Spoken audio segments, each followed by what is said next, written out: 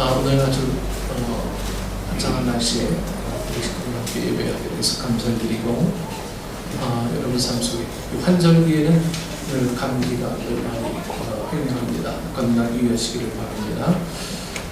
총기 소유가 자유로운 미국에서 한 달이 멀다 하고 발생하는 이 총기 사건, 이것들을 우리는 매스컴을 통해서 접해 듣습니다.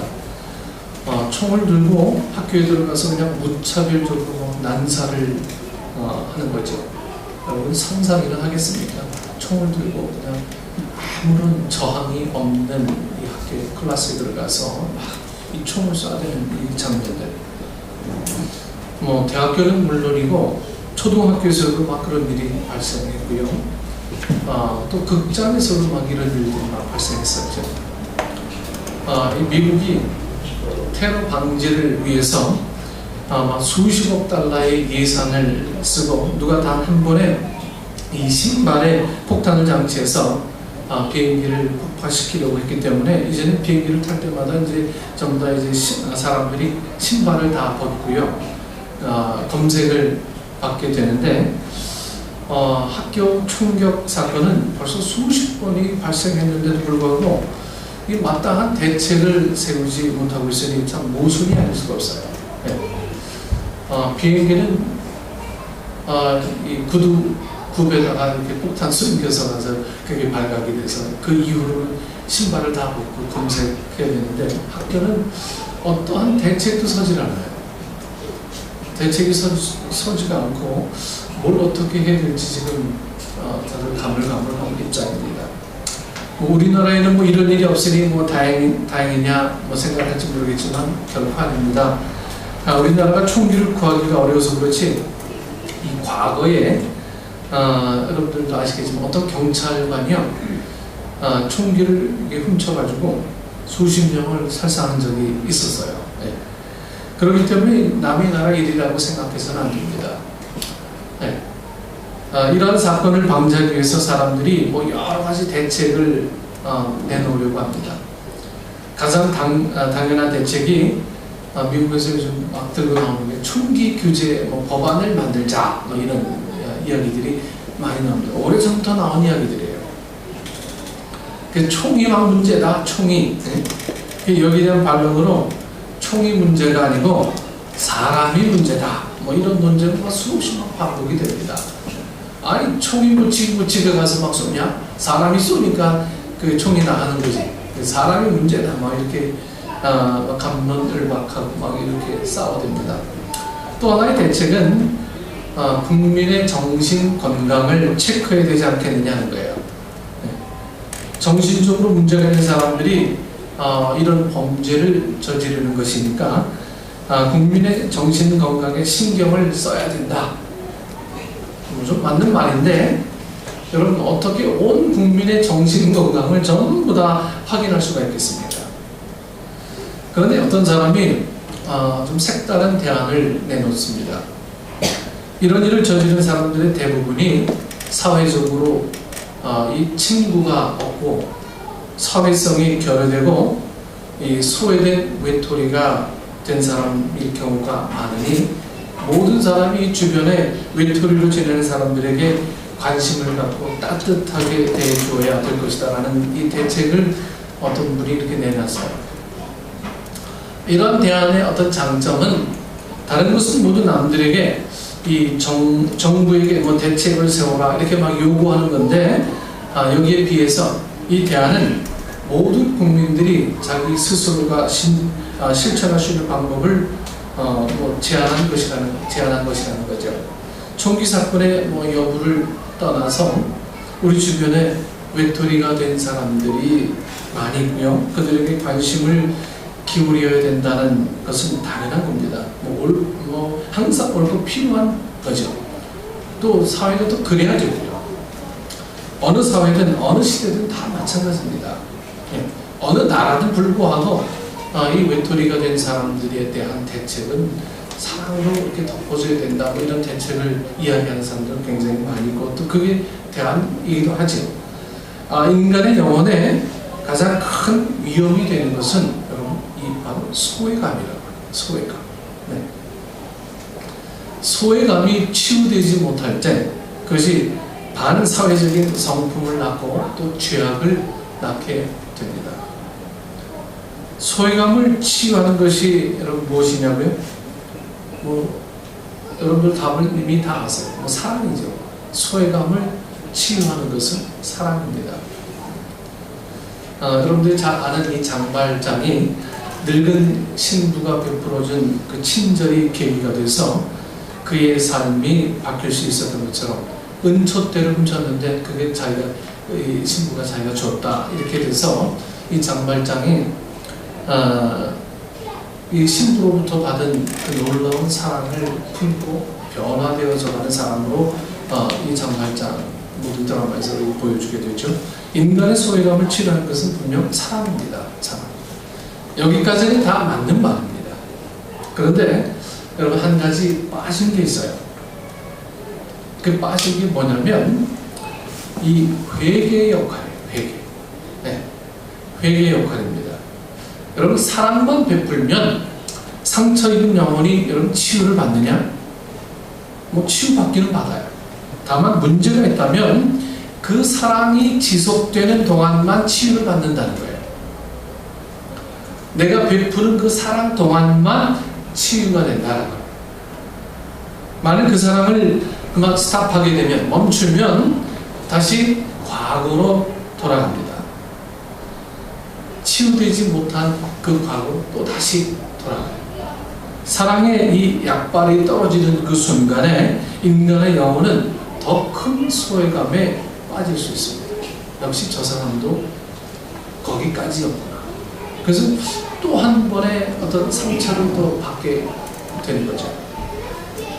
다시 말하면 사랑이 인간에게 잠정적인 이 위로를 줄 수는 있지만 여러분 회개하지 않는 한 언제 과거의 모습으로 돌아갈지 알 수가 없어요. 마치 이 다이너마이트와 같습니다. 다이너마이트. 불안정해요. 언제 터질지 몰라요. 여러분은 이런 경험을 아마 한 번쯤은 다 하셨을 거예요. 누구에게 친절을 베풀어서 그 사람의 어떤 환심을 샀어요. 그런데 그 다음에 그 사람에 대해서 소홀히하면 여러분 어떻게 됩니까? 다시 상처를 입고 더 사이가 막 벌어지게 되고 더 나빠지게 되는 그런 경험들을 여러분 한 번 이상은 다 하셨을 겁니다. 아무개가 나에게 환심을 갖는 척하더니 그건 다 거짓이었어, 형식적이었어, 이렇게 나쁜 감정을 갖는 것을 아마 여러분들도 경험하셨을 겁니다. 세상에 믿을 놈 하나 없어. 진정한 사랑이란 이 세상에 존재하지 않는 거야. 다 거짓말이야, 거짓말. 그런 경우는 여러분 수도 없이 많습니다. 잘해줬더니 뒤통수 치더라, 이런 경우도 많은 경우가죠. 어떤 여학생이 유학을 가서 친구를 사귀어서 소위 베프가 됐습니다. 베프 뭔지 아시죠? 베스트 프렌드. 네. 여기 놀러오는 초등학교 2학년 꼬마들이 저한테 상담하거든요. 목사님, 나 베프가 했는데 그 베프가 오늘 배신했어요 하면서 나한테 다 얘기해요. 그럼 베프 아니지? 그랬더니 그런가요? 네. 여러분 베스트 프렌즈, 네. 가장 친한 친구란 말이죠. 서로 이 베프인 동안에는요 사이가 좋았는데 이 여학생의 학교 동기들이 이 대거 그 학교에 막 입학하면서 이 여학생이 자기의 베프하고만 놀 수 없게 된 거예요. 친구들이 많아진 거예요. 그랬더니 그 베프가 이 학생을 원망하면서 서로 사이가 막 그냥 껄끄러워졌다는 거예요. 전에는 나에게 집중하더니 이제는 제가 변했어 하면서 그냥 토라져가지고 이제 말도 안 하는 사이가 됩니다. 그러니까 여러분 독점적인 사랑을 베푸는 동안에는 선한 친구였는데 사랑이 막 줄어드니까 선한 것은 그만 다 사라져버리고 막 우리 속에 숨어있는 사나운 면이 드러나더라는 거예요. 여러분 사랑의 한계가 여기 있어요. 사랑의 한계. 우리는 사랑이 만병통치약이라고 생각합니다. All you need is love, 이렇게 이해해요. 사랑을 하고 전쟁을 하지 말아라고 이렇게 얘기합니다. 사랑이 없는 게 문제지, 우리가 서로 사랑하기만 하면 문제는 다 해결되고 낙원이 될 것이다. 여러분, 맞는 말처럼 들리지만 여러분, 이 말은 우리를 속이는 말이 될 수가 있습니다. 만약 인간이 서로 사랑하기만 하면 죄의 문제가 해결이 된다면 예수님 없어도 됩니다. 여러분, 이해되셨죠? 네. 인간이 서로 사랑해서 죄의 문제가 해결된다면 예수님이 이 땅에 왜 오시겠습니까? 서로 사랑해라, 끝, 이렇게 말씀하시죠. 신앙 없어도 된다는 얘기죠. 인간의 노력으로 천국을 이룰 수 있다는 말입니까? 여러분, 사랑이 필요하지만 사랑만으로 인간을 구원할 수가 없어요. 사랑이 분명히 필요하지만 사랑만으로 사람이 구원을 이뤄낼 수가 없다라고 하는 거죠. 그건 마치 경제적인 어려움을 해결하면 세상이 낙원이 될 것이다라는 생각과 비슷합니다. 내게 경제적인 문제가 해결되면 난 낙원처럼 살 거야. 이거 얼마나 우리를 속이는 그런 이야기입니까? 인간의 탈선은 경제적인 어려움에서부터 비롯되는 것이기 때문에 여러분, 먹고 사는 문제만 해결되면 이 범죄는 자취를 감출 것이다. 뭐 이런 생각들. 한때 소비에트 구소련이 그렇게 생각한 적이 있었어요. 이 구소련이 뭐라고 주장했냐면 살인은 자본주의 국가의 산물이다. 공산주의 국가에는 살인이 없다. 여러분, 이게 말이 되는 얘기입니까? 그걸 믿는 사람이 있었다는 게 좀 충격적인 일일 뿐입니다. 여러분, 죄인에게 사랑을 베풀면 그가 변하느냐? 뭐 잠시 변해요. 죄인에게 사랑을 주면, 사랑을 베풀면 잠시 변해요.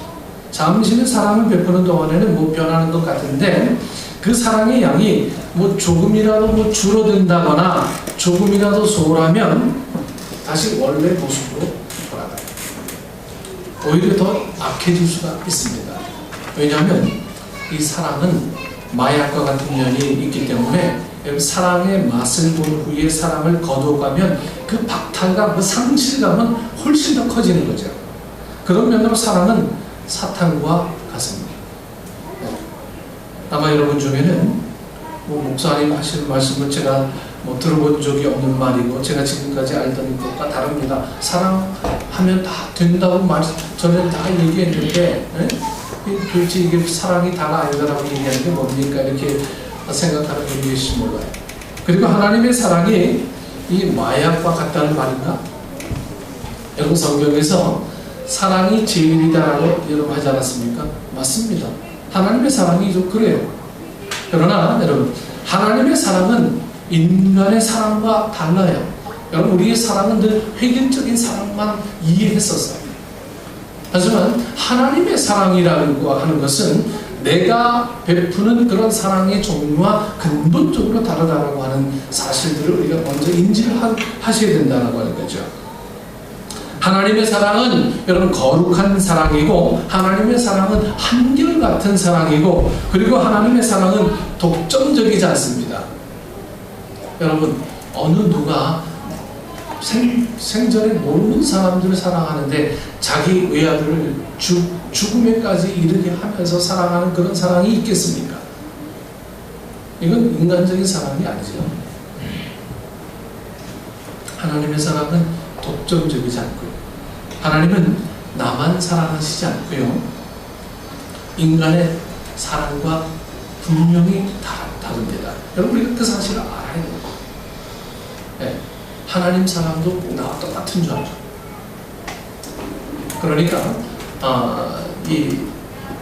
우리는 하나님을 오해하고 하나님을 잘못 생각할 때가 많이 있는 거죠. 그러면 하나님의 사랑이 하나님의 사랑이 되기 위해서는 여러분 우리가 뭘 해야 되느냐 하는 거죠. 여러분, 이 서두에서 말씀드렸듯이 회개해야 합니다. 회개. 우리 모두에게는 여러분 상처가 있어요. 상처는 외부에서 비롯된 거죠.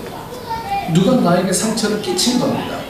세상이 불공평하기 때문에, 사람들이 부주의하기 때문에, 인생이 내 뜻대로 되지 않기 때문에, 누가 나를 무시하기 때문에 막 상처받아요. 그러나 그 상처가 나로 하여금 죄를 짓게 만든다면, 여러분, 그건 누구의 책임입니까? 내 책임이고, 그것은 내가 회개해야 됩니다. 여러분, 누가 나에게 상처를 주는 것은 내가 막을 수가 없지만, 그 상처가 나로 하여금 미워하게 만든다거나, 질투하게 만든다거나, 죄를 짓게 만든다거나, 내 마음의 어두움을 허용하게 된다면, 내 마음의 문을 잠가버리는 도구가 된다면, 원인은 상처 준 사람에게 있지만 그 마음을 잠근 건 바로 나니까요. 그것은 내 책임이고 내 선택이고, 그것은 회개해야 될 일이라고. 그래서 상처받았다라고 하는 이 모든 일들은, 너로 인해서 내가 잘못했다라고 하는 이 사실들은 온전한 동기가 될 수가 없는 거죠. 물론 동기는 될 수 있지만, 그게 내가 내 마음의 문을 잠가버리고 미워하고 모든 것을 차단해야 될 이유가 된다라고 하는 건 아닙니다. 사람들이 상처받았다고 모두 다 문을 잠가버리진 않거든요. 모든 걸 다 없는 것처럼, 나 혼자 이 세상에 나 혼자인 것처럼 그렇게 살지 않습니다. 그럼에도 불구하고 우리는 밝게 살아갑니다. 제가 개그맨들 보면 개그맨들을 어떻게 생각하면 존경할 것처럼 그렇게 여겨질 때가 있어요. 참 아주 특출한 인물이 아님에도 자기의 캐릭터를 살면서 자기 이미지를 충분하게 어필하는 그런 사람들. 참 어찌 보면 사회적으로 소외될 만한 인물들, 사회적으로 정말 저 인물로 어떻게 이렇게 일반적으로 생각할 수밖에 없는 그런 사람들이 성공하고 그 사회에서 뒤처지지 않는 모습으로 살아가는 사람들이 우리 안에 얼마나 많습니까? 여러분, 얼마나 많은 그 소외감을 당했겠습니까? 그럼에도 불구하고 그걸 이겨내고 오히려 좋은 쪽으로 승화시키는 그런 사람들이 우리 사회에 얼마나 많은 거예요. 그래서 상처는 남에게서부터 오지만 그 상처를 다시 되새김질하고 그 상처를 이겨낼 수 있는 건 내 안에서 하나님과의 관계에서 해야 된다는 거예요. 근데 그 관계에서 가장 중요한 그 믹서되는 도구가 회개라고 합니다. 회개. 하나님, 다른 사람이 나를 미워하는 건 당연하지만 내가 나를 미워하는 건 당연하지 않아야 되는 겁니다. 이렇게 기도하셔야 돼요. 그래서 우리는 남에게서부터 받은 모든 원인들을 내 삶의 모든 것으로 평가해버리는 우리의 실수들이 이제는 다시 한번 바로 잡혀서 할 겁니다. 그래서 핑계 항상 남에게 대요. 너 때문에, 난 이것 때문에. 여러분, 이것은 핑계가 될 수가 없습니다. 우리에게 마음을 걸어 잠든다거나 벽을 쌓는다거나 적당한 거리를 유지하는 관계에서 모든 사물들을 지켜본다거나 이런 것들은 철저하게 내 안에서 이 죄의 유혹들이 나를 자꾸만 덮어쓰기 때문이에요. 여러분, 어느 누구도 내 인생이 내 마음대로 되리라고 보장해준 사람은 없습니다. 부모님도 그런 보장을 하지 않았고요. 하나님도 그런 보장을 하지 않았어요. 여러분, 우리가 좀 잘 깨달아야 돼요. 세상에는 내 마음대로 안 되는 일들이 있습니다. 세상에는 내가 나를 사랑하도록 만들 수 없는 사람들이 있어요. 그걸 받아들이는 게 지혜고요. 그걸 받아들이는 것이 온유함입니다. 온유. 예수님도 이 세상에 당시 뜻대로 안 되는 일들이 굉장히 많이 있었어요. 모든 사람이 예수님 다 사랑했습니까? 그러지 않았어요. 예수님, 성경에 보면 예수님 따랐던 사람도 많지만 예수님 반대했던 사람들도 엄청나게 많았거든요. 예수님 다 믿었습니까? 아니에요. 예수님 안 믿는 사람이 더 많아요. 과거에도 그렇고 지금도 그렇습니다. 예수님 사랑한 사람이 많습니까? 예수님 핍박한 사람이 많습니까? 딱한 사람이 더 많아요. 그러나 예수님은 그것 때문에 사람들을 원망한다든가 미워한다든가 그들에 대해서 나쁜 감정을 갖지 않았습니다. 예수님은 당신이 하러 오신 일들을 끝까지 하셨습니다. 여러분, 그게 뭡니까? 죄인들을 위해서 당신을 희생하신 것이고 의인을 위해서 희생하신 게 아니라고. 죄인들을 위하여 죄인이지만 당신을 희생하셨어요. 만약 죄인들에 대하여 원망하는 마음이나 미워하는 마음이나 좀 못마땅하게 여기는 마음이 있다면 예수님은 당신을 희생하지 못하셨을 거예요. 나 같은 인간 때문에 내가 왜 희생해? 이렇게 하셨죠. 예수님도 우리와 별로 다르지 않으셨어요.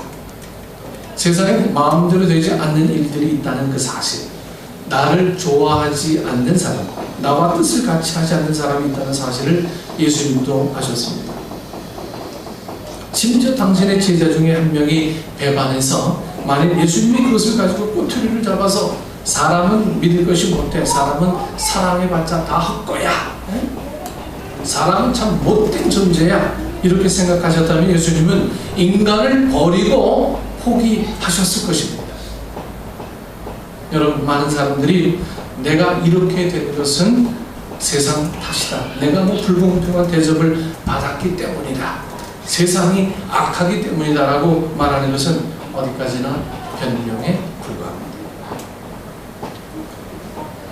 사람이 내가 상처를 받았기 때문에 보상받을 권리가 있다고 생각을 한다면 도대체 여러분 얼마만큼 사랑을 받아야 보상이 된다는 말입니까? 얼마만큼의 사랑을 받으면 여러분 보상이 됩니까? 사람들 대부분은 이 좀 과잉 보상을 받으려고 해요. 과잉 보상, 과잉을 요구합니다. 그러나 여러분, 그런 과잉을 줄 수 있는 사람은 아무도 없어요. 회개란 자신의 한계와 자신의 책임을 인정하는 것을 말합니다. 내 한계와 내 책임입니다. 그렇기 때문에 이 회개가 좀 어려워요. 회개가. 성경에 이런 회개를 한 사람의 사례가 그렇게 많이 등장하지 않습니다. 그건 좀 희한한 일입니다. 아담과 하와 이후에 자신의 죄에 대해서 변명한 사람은 많았지만 여러분, 진실로 회개하는 사람은 극소수에 불과했어요. 그 중에 하나가 바로 이 강도입니다. 강도. 예수님 오른편에 있었던 이 강도. 십자가에 달리셨을 때 예수님 오른편에 있었던 이 강도. 오늘 본문에 나온 강도는 자신의 죄를 인정한 것뿐만 아니고 자신이 받는 벌이 정당하다고 인정했습니다. 내가 이런 사람입니다. 인정합니다. 41절 말씀에 우리는 우리 행한 일에 상당한 보응을 받는 것이니, 여러분 상당이란 말은 많다는 뜻이 아니고 비례한다, 적절한 양이라는 뜻입니다. 그러니까 내가 저지른 이 죄에 비해서 나는 지금 십자가형을 받는 게 당연하다, 이 얘기예요. 그래서 우리 행한 일에 상당한 보응을 받는 것이니 이에 당연하거니와, 이렇게 고백을 합니다. 여러분, 대단한 말을 합니다. 이 한 강도가. 도대체 누가 이런 말을 합니까? 세상에 누가 벌을 받을 때 내가 받는 벌은 당연하다라고 하는 사람 저는 잘 못 봤어요. 심지어 우리가 학교에서 숙제 안 해가고 선생님한테 막 되게 두들겨 맞을 때도 저 선생 되게 못됐지라고 생각하지 내가 잘못했다라고 생각하지 않거든요. 내가 맞은 것만 억울하지, 내가 숙제 안 해간 것에 대한 보험을 받는다, 이렇게 생각을 안 해요.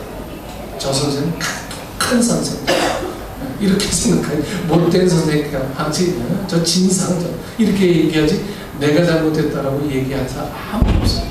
세상 이치가 다 똑같습니다. 대부분의 사람들은 다 억울하다 이렇게 얘기해요. 불공평하다고 말하고요, 나는 죄가 없다고 말하지 어느 누구도 나는 내가 한 일에 상당한 보험을 받는 것이니 당연하다고 말하는 사람 저는 잘 못 봤습니다. 대부분의 사람들은 나는 피해자다라고 이렇게 요구합니다. 회개하는 사람을 보기 어려운 이유가 바로 거기에 있어요. 여러분, 회개가 어려운 이유가 뭡니까? 나는 잘못한 게 없습니다. 나는 회개할 이유가 없습니다. 나는 평생 성경 보지요, 교회 열심히 다니죠, 죄 짓는 일 안 하죠, 술 안 먹죠, 담배 안 먹죠. 내가 무슨 죄 저질렀습니까? 여러분, 우리는 늘 이러한 같지도 않은 의의를 내세워서 주님 앞에 회개를 하기 어려운 우리의 모습들은 언젠가부터 이렇게 만들어진 거예요. 회개가 어려운 이유는 내 죄를 들여다보지 못하기 때문에, 내 죄를 인정하려 들지 않기 때문에. 여러분, 죄는 여우와 같습니다. 여우에는 뭐가 있죠? 꼬리를 숨기려고 정체를 드러내려고 하지 않습니다. 그렇기 때문에 이 강도가 위대한 거예요. 강도가 위대한 겁니다. 내가 저지른 일에 대한 상당한 보험을 지금 받고 있는 겁니다. 이 얘기가요. 여러분, 우리는 인간에 대한 가능성을 포기하면 안 됩니다. 예수님이 십자가에 달려 죽으시는 마지막 순간에 진실로 회개하는 사람을 발견하셨어요. 예수님이. 여러 명 아닙니다. 2명 중에 1명이 그렇게 회개했어요. 그가 말하기를, 내가 동일한 정죄를 받고서도 하나님을 두려워 아니하느냐. 우리는 우리의 행한 일에 상당한 보험을 받는 것이니 이게 당연하거니와 이 사람이 행한 것은 옳지 않은 것이 없느니라. 가로되 예수여, 당신의 나라 임하실 때 나를 생각하소서. 여러분, 이 회개를 예수님이 들으시고, 예수님이 오늘 뭐라고 말씀하십니까? 내가 진실로 내게 이르노니 오늘 내가 나와 함께 나원에 있으리라. 너무너무 잘 아는 말씀, 우리가 이 말씀을. 그런데 이 말씀 속에서 우리가 가만히 들여다보니까 이 죄인의 마음이 어떤 마음인지, 이 죄인보다 오늘 우리가 더 용기 없는 사람은 아닌 건지, 이런 생각이 많이 들어요. 죄를 인정하면 죄로부터 자유함을 받는데, 우리는 죄에 대한 인정이 어려워요. 왜? 그 죄 인정해놓으면 설 자리가 없을까 싶어서.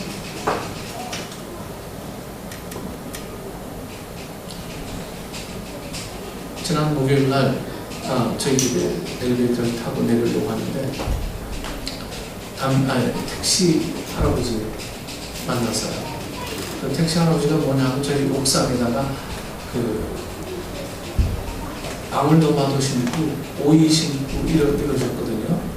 한 번은 그 오이 심고 내려오시다가 오이가 노각이 돼가지고 저를 하나